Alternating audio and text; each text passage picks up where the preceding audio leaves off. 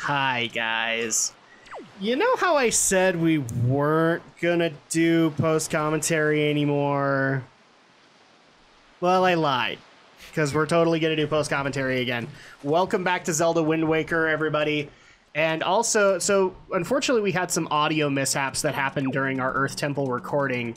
And so, bad news is, we have to post-commentate this because the audio didn't pick up Alex at all. Oh. But the plus side is that we actually, you guys are actually hearing the audio from our brand spanking new mixer and soundboard. So let us know if this sounds better or worse. Hopefully better. And we're gonna try and run this through as we did when we ran through the Earth Temple originally, but no promises. So here's hoping that we're not blowing you guys' ears out, but I think this is going to be a better transition. We're on a much more professional soundboard. So. We're more professional now. Yes, now we sound like we're actually like either doing a podcast or whatever. And actually, the other thing too is you guys are going to have to get used to is I'm kind of manually operating the soundboard now. And now we're taking our first steps into my favorite Zelda dungeon of Wind Waker, the Earth Temple. The Earth Temple. This is going to be amazing because, like I said, this is one of my favorites, and one of the reasons that it is because we get to team up with our buddy Medli. Even though we make fun of her constantly, we do love her so. And now we get to start up the Earth Temple. Oh, this is exciting. But as you guys will be able to tell, we have run this before, so there will be no shocks or awes or surprises. Maybe we'll be able to get some additional feedback from Alex since he hasn't seen this before, but here we go. We get to team up with Medli to strengthen the Master Sword within the Earth Temple. I'm so excited, Alex. Can you tell? I'm so excited. We get to do this again. Again, and again, and again. And again, and again, and again, and again. Andrea's just face palming right now, so that's going to be the way it goes. And Andrea's here, by the way. Yes, I am here. Yes, we're making sure that the audio works for everybody. Well, yeah, because you're the one who's talking the most. I'm trying not to. She's got you there. The other thing, too, is that this is actually the first official recording that I have done since I went on a big vacation in August. And it was driving you crazy because you want to be doing something, but yet you couldn't.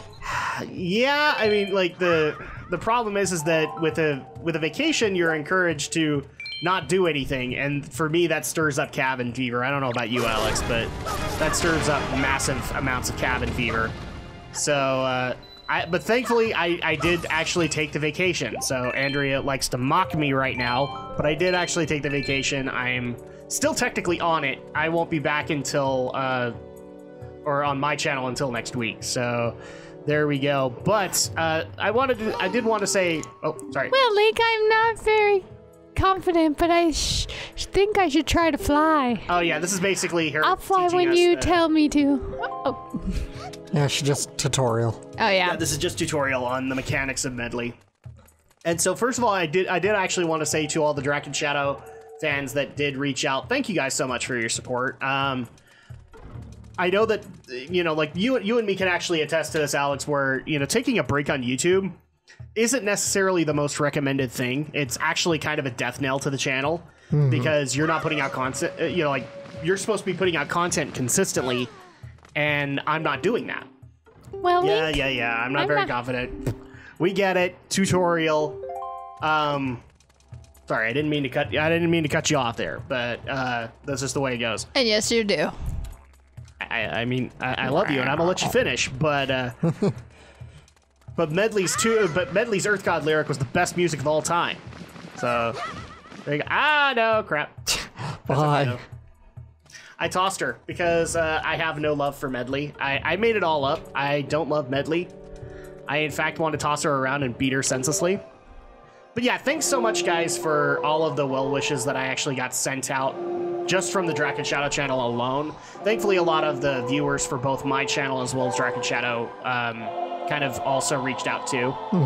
But yeah, the vacation was very sorely needed. I'm not going to go into the details here because I've already done a video explaining why the vacation was needed. I don't see a reason And I don't think Alex sees a reason to go into it further. Well, you see, it all started when I gave him a stress ball to squeeze, but instead he threw it at my face and gave me a shiner. That's an interesting story there. And it actually could possibly be true. Do we have photographic proof of this? You destroyed all the photographs that when you were shredding on Saturday. Yeah. Jiminy Christmas. I got such crap for that. People actually did send out a Twitter thing going, are you getting rid of valuable evidence? Like, no. The problem is that I don't get around to shredding my mail as often as I probably should. And so I had like this, it's still there. Like there's this ginormous pile of, you know, junk mail and bills and whatever that have already been paid. That I just hadn't ever gotten around to. Yeah, we know you're feeling a little bit more confident, and we know your tutorial. She's gonna fly high. I love the fact that people actually set out to be like, no, you shouldn't get rid of evidence. It's not a good idea, especially if you're on vacation and we don't believe you. No, the only evidence that we like to is sneak into the Cool Whip. Remember that, Alex? Oh, yeah. What? This is something from my childhood days.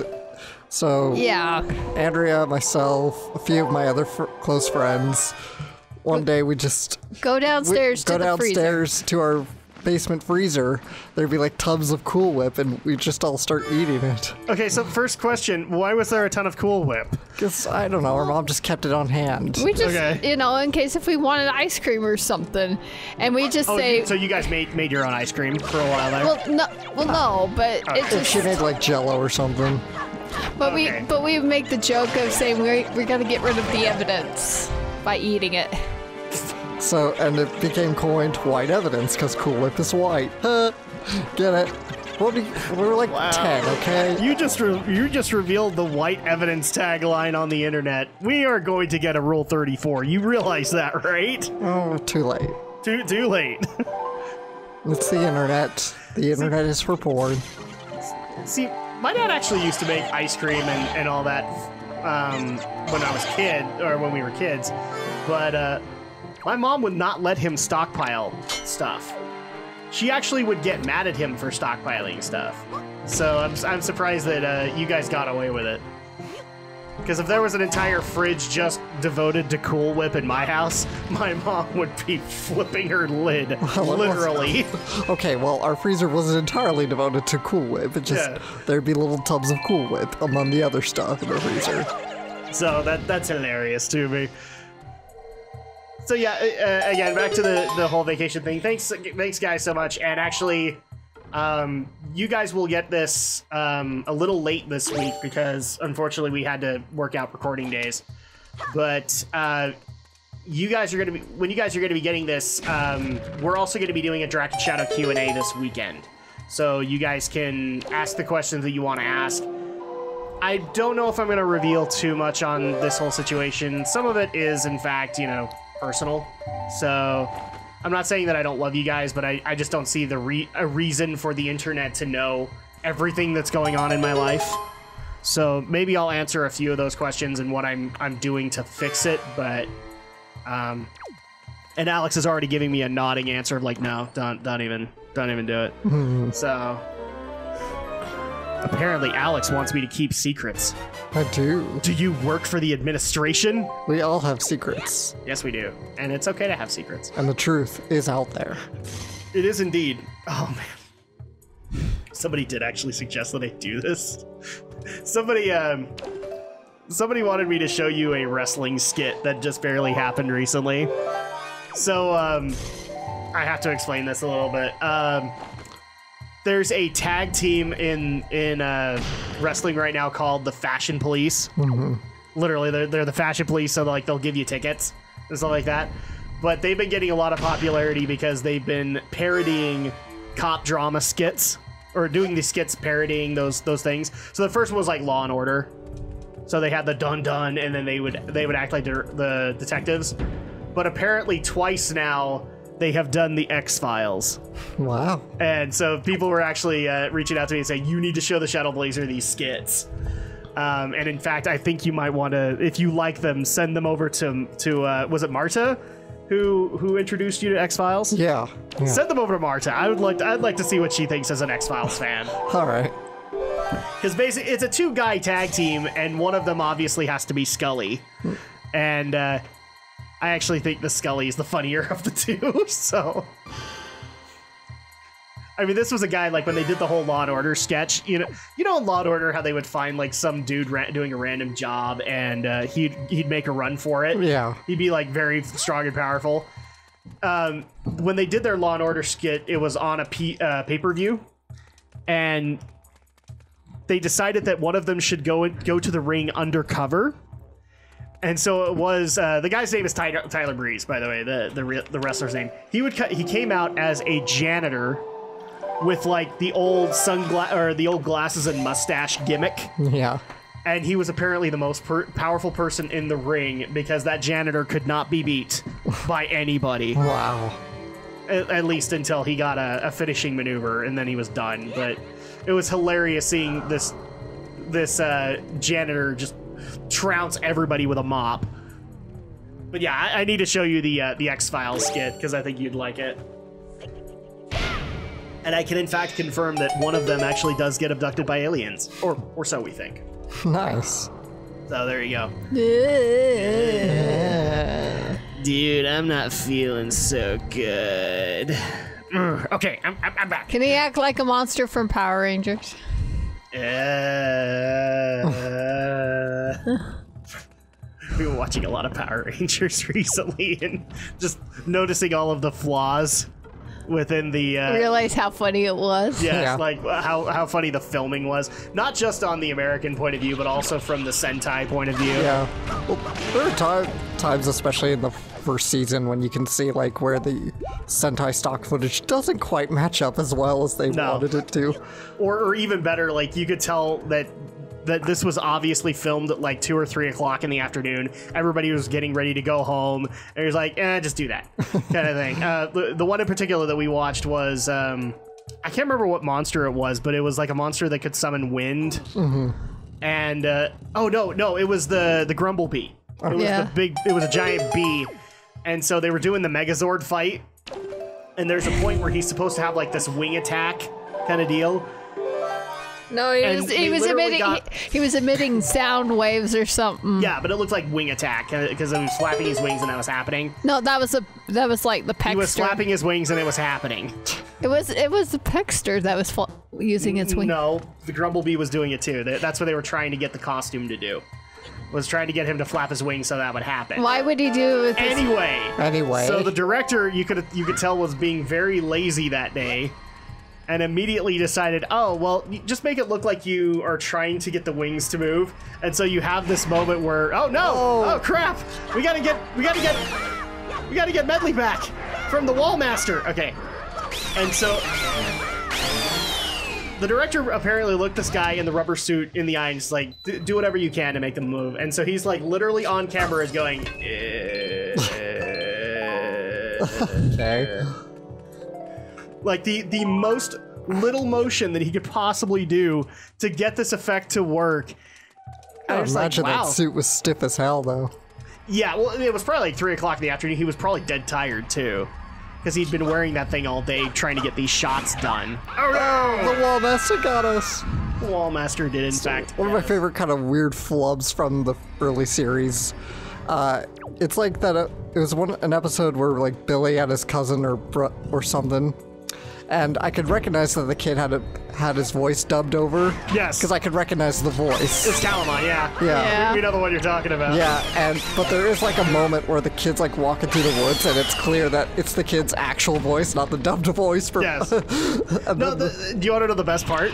Is that voice came back to play Jason's cousin, who's supposed to be like much older. Oh, really? And it was Calamon's voice coming out of him. So it was like, oh, well, apparently all boys have Calamon's voice until they reach Jason's age, which is probably 20 at that point. Oh, Power Rangers logic. This makes sense to you, but to nobody else. Ah, crap, we're actually going to need Medli for this. Okay. I know it doesn't look like we're paying a whole lot of attention, but, well, we're making our way through the dungeon, and we've already seen a lot of this stuff, so, I mean, obviously Alex can step in and tell you what he was thinking during all of this, but, well, we haven't hit the bigger moments of the dungeon yet, so it's gonna be a minute before we get those moments. Wow, wow. Okay, so now we're controlling Medli. Hopefully the wall master doesn't grab us. And nope, can't use the door. Oh yeah, that's right. You guys were saying that I needed to fly in as Medli, or to go in as Medli so that I could manipulate. Nope, I have to take them both. But it's like, how do I make that work? Because that's not going to work. Oh well, we'll go this way and see if we can make this work instead. So yeah, it's actually been a couple of weeks. Obviously with Drak and Shadow, we don't have to worry about that because a lot of our content is recorded in advance, and so you guys can enjoy it as it comes out. It's raining choo-choos. It's a raining choo-choos. Hallelujah. It's a raining choo. Oh, sorry. I'll stop now. This is what happens when I actually get like a 2-week vacation. I got the juices a-flowing again. You're energized. I'm energized, but the problem is that people, I'm just gonna warn Drak and Shadow fans in advance, you guys are gonna be getting, or I'm going to be getting more vacations in the meantime. So I hope that doesn't bug people, but yeah, it's probably in my best interest to actually take a few more vacations than I normally do in the year. And you're getting hit by choo-choos. Yes, I am. But that's okay, because it's for the greater good. We can finally get something to shine light from. As you guys can tell, the obvious puzzle in the Earth Temple is light. You're going to be using a lot of light-based puzzles. Obviously with some of these enemies, as well as actual light puzzles, which will come later on. And we'll actually even get some additional help once we get the item of the dungeon, aka the mirror shield. The mirror shield. The mirror shield is happening in this dungeon. And actually, in my opinion, it's the best mirror shield design that has ever been done in a Zelda game. With a close second being Ocarina of Time. I do like that mirror shield.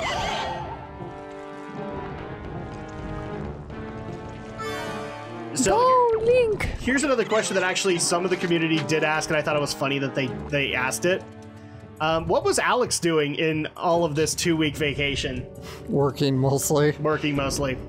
I was gonna say taking a vacation too, but mostly from like recording, because I don't think you've had an anime review to do. No, not since I put up one a few weeks ago, but otherwise I've been a little procrastinating with that.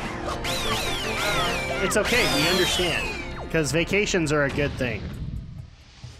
If you were taking one. Sadly, not really. Obviously, you didn't take one. No. Because you had work to do, and yeah, that sucks. I'm gonna take a couple days off after my birthday. So like the 7th, the weekend of the 7th, basically, I'm just gonna take off and do whatever I want to do. That would be September 7th, so make sure to send your birthday cards and all that stuff to the Shadow Blazer. Yeah.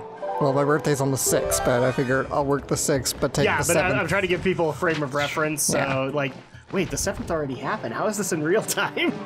No, it's not. It's we're talking about September.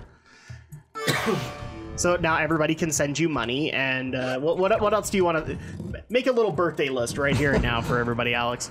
What do you want for your birthday from the YouTube community? Your eternal love and gratitude? You know what? That's the right answer right there. I don't know. That is the right answer. I don't care if people agree or disagree with it. That's exactly the right answer. So while we're figuring this out, there actually was an interesting question I wanted to get to that people have been asking because we haven't really talked about it, and that is people have been wondering how the adpocalypse has been affecting our channel. It hasn't really. I have checked our playlists and all that every now and then to see if we are actually getting demonetized on videos. but I guess a lot of the content that I would probably not consider advertiser friendly, nobody had a problem with. So, and part of me also kind of wonders if, nothing against you guys because we love our community, but I mean, our channel's probably not on YouTube's radar yet. So once we get up there, yeah, we could be looking at demonetized videos, but I mean, the bottom line is that we're also looking at the fact that Nintendo's never going to let us get money or get monetization off of any of their games. Yeah, Nintendo always flags our videos. Yeah, they don't even flag them a day later. They flag them the moment that they go up. Yeah. No, not even before they go up. They're flagged when they're processing. Because I've actually received a flag email when it wasn't Zelda. It was I think it was one of the Pokemon videos. When it was just barely processing into YouTube, we got the flag. So at that point, it's like, oh, okay. Well, Nintendo's fast on the upkeep. Can't be. I don't think it's Pokemon, because it wasn't like, if people were asking if it was Wind Waker. I don't think it was a Zelda game. It's something else we've done that's been Nintendo though. And we instantly got flagged like in the middle of processing. So that does happen. But yeah, I mean, can we actually say the adpocalypse has affected us? Not really, because it's not like we were making a whole lot in ad revenue anyway. Well, yeah, so like, again, it's one of those things where I don't think we're really on YouTube's radar yet. If we hit like 100,000 subscribers, maybe this would be an issue. But we aren't necessarily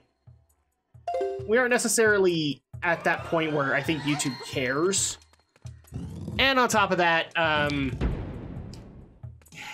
well, that and we don't tag or title our videos with anything un-advertiser friendly.